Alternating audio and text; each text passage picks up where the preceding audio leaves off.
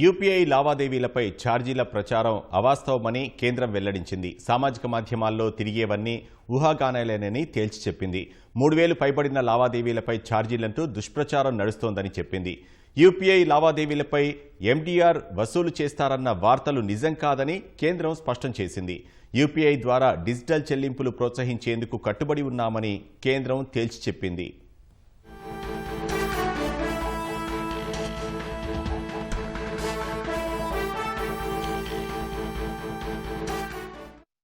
UPI లావాదేవీలపై ఛార్జీల ప్రచారం అవాస్తవమని కేంద్రం వెల్లడించింది.